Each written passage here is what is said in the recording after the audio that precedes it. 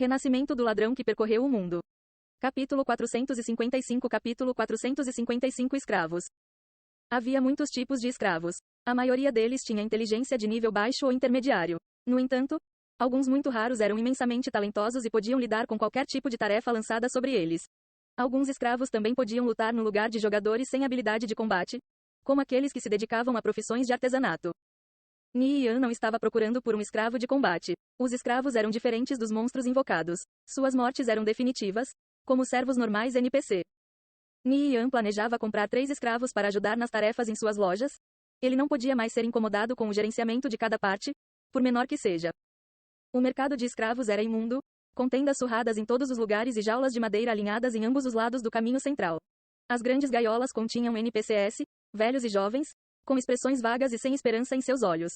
Alguns dos mais fortes foram adicionalmente presos por cordas. Os guardas musculosos brandiam chicotes assustadores. Mesmo as ações mais inofensivas dos escravos os fariam reagir com uma fúria voluptuosa, praguejando e gritando enquanto um distinto som de estalos e gemidos de dor enchiam o ar. Ni Yan parecia visivelmente enojado com a cena diante dele. Pensando nisso, essa era a crueldade de um mundo de fantasia. Conviction apresentava uma realidade muito gritante diante dos olhos dos jogadores, fazendo-os questionar se tudo o que eles foram ensinados a acreditar estava realmente certo. Este era o mundo de Conviction. Todos os jogadores estavam presos às suas leis. Ni Yan examinou os status dos escravos. A maioria era mediana e medíocre, apenas capaz de lidar com tarefas simples. Alguns tinham um bom físico com potencial decente, permitindo-lhes lutar por seus mestres. Ele continuou olhando ao redor, olhando através das gaiolas de ambos os lados do caminho. Ele estava procurando escravos talentosos, de preferência aqueles com uma habilidade única. Senhor, você está querendo comprar um escravo? Os meus são os melhores em todo o mercado. Um negociante de escravos gordo e suado aproximou-se de Ni Yan. Seus olhos redondos foram exprimidos em 2 fendas por sua gordura. Seu rosto inchado balançou e se moveu de maneira repugnante quando ele falou. Ni Yan franziu a testa enquanto instintivamente recuava. Ele estava prestes a declinar, quando viu um rosto familiar em uma das gaiolas. Era o menino de antes, Collins. Collins estava com outras 2 crianças. Um era uma menina pequena, com feições delicadas, que parecia ter a mesma idade. O outro era um menino mais velho que tinha talvez 15 anos de idade. Ele tinha um físico alto e musculoso que o torna adequado para o combate. Depois de perceber Ni Yan, os olhos de Collins se iluminaram de alegria e surpresa. Senhor, é você. Como você acabou aqui? Ni Yan perguntou perplexo. Ele dera a Collins 1000 moedas ouro. Logicamente falando, ele não deveria ter acabado em uma gaiola sendo vendido como escravo. Aquele homem repulsivo, Berrick, me pegou. Ele roubou o ouro que você me deu e nos trancou aqui. Collins respondeu, olhando para o traficante de escravos gordo ao lado de Ni Yan. Não acredite nas mentiras deste pirralho. Ele é um moleque de rua e um pequeno ladrão sujo. Os olhos de Berrick brilharam com uma luz cruel. Quando Ni Yan partisse, Collins estaria acabado. Ni Yan quase entendeu a situação. No entanto, todos os negociantes de escravos aqui, incluindo este Berrick, eram pelo menos elites de nível 80.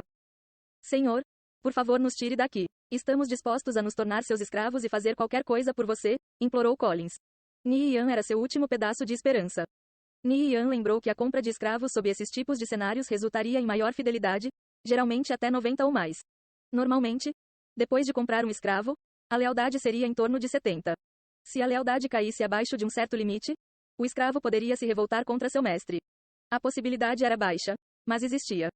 Ni Yan inspecionou as habilidades especiais de Collins. Danger Sense. Collins tem incrível capacidade de evasão, permitindo-lhe evitar ser ferido por monstros. Speed. Collins é bom em correr, com uma velocidade de 528. Collector. Collins tem grande facilidade em encontrar minérios e itens perdidos.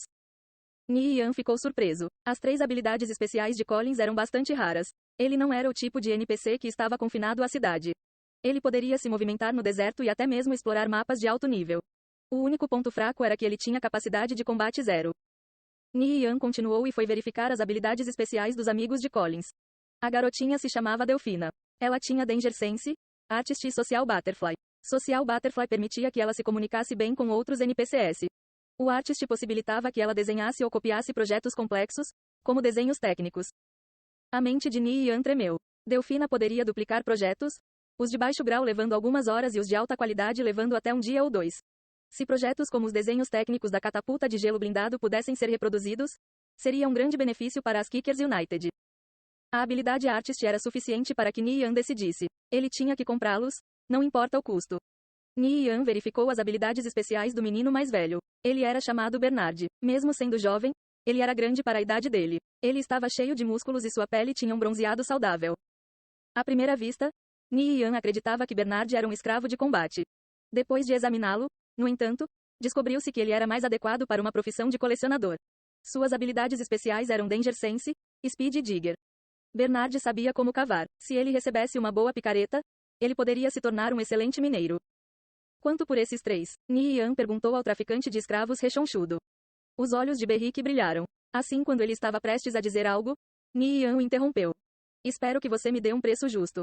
Eu confio que o administrador não ficaria satisfeito em descobrir que uma pessoa do meu status foi enganado na Fortaleza Hilton. Berrique soltou uma risada desajeitada. Oh, eu nunca usaria, Sr. Brandescola. Por estes 120 moedas de ouro soa justo, certo? Seu mentiroso. Outra pessoa veio antes, e você só pediu 60 moedas de ouro. Collins gritou. O rosto de Berrique ficou vermelho como um tomate depois de ser desmascarado. Aqui, pegue, 120 moedas de ouro. Eles pertencem a mim agora. Ni Yan não queria mais interagir com alguém de caráter tão repulsivo. Vendo Ni Yan entregar o ouro sem pestanejar, Berrique ficou irritado por não pedir mais. No entanto, a transação já estava concluída. Depois de abrir a gaiola de madeira, ele olhou para os três e disse: Vocês, pirralhos, têm um novo mestre agora. Movam-se. Collins, Bernard e Delfina olharam furiosos para Berrique, desejando nada mais do que atacá-lo e transformá-lo em polpa. No entanto, o trio entendeu que eles não eram páreo para ele. Andem. Vamos, pediu Ni Yan. Ni Yan levou as crianças para fora do mercado de escravos. Ele descobriu que seus status de lealdade eram superiores a 90. Collins tinha o mais alto em 99, enquanto Delfina e Bernard não ficavam muito atrás com 96 e 95, respectivamente. Assim, a possibilidade de revolta era basicamente nula. Esses três garotos definitivamente seriam adições úteis às Kickers United. Delfina seria responsável pela duplicação de projetos e Collins e Bernard poderiam vasculhar e minerar no deserto. De vez em quando, eles também podiam mandar recados na cidade para ele. Depois de deixar o mercado de escravos, Ni Yan mergulhou em pensamentos profundos. O número de artesãos nas Kickers United estava aumentando a um ritmo assustador. A loja de poções Noite Estrelada mostrou crescimento promissor, produzindo muitos alquimistas de alto nível. As outras profissões de artesanato também estavam crescendo rapidamente, com toneladas de novas contratações todos os dias. Todos eles estavam ocupados aceitando diferentes missões e melhorando-se. Na verdade, todas as profissões estavam relacionadas de uma forma ou de outra. Nos estágios finais do jogo, criar algo não precisaria apenas de um alquimista, um funileiro ou um engenheiro. Muitas vezes, seriam necessárias dezenas de pessoas de diferentes profissões para completar algo, como o canhão mágico Goblin e a catapulta de gelo blindada. Uma ideia surgiu na cabeça de Ni Yan. Por que apenas não pegava todos esses jogadores e forma uma guilda baseada em profissão? Um conjunto composto apenas de alquimistas, funileiros, engenheiros, ferreiros, alfaiates, refinadores, encantadores, mineiros e assim por diante? Provavelmente seria melhor estabelecer uma oficina gigante dividida em diferentes áreas para cada profissão. Assim, dividir o trabalho e colaborar seria mais conveniente para todos os envolvidos. Naturalmente, o custo de construir tal oficina não seria barato, provavelmente mais de dezenas de milhares em ouro. No entanto, valeria o investimento. Com tantas profissões de artesanato forem reunidas, as possibilidades seriam infinitas. Também aumentaria, sem dúvida, os valores das propriedades para todas as lojas próximas. Ni Yan decidiu construir a mega oficina perto da loja de poções Noite Estrelada. Ele ainda tinha 3 grandes espaços na área que permaneciam sem uso de qualquer maneira. Principalmente porque os jogadores comuns não tinham condições de alugar espaços tão grandes.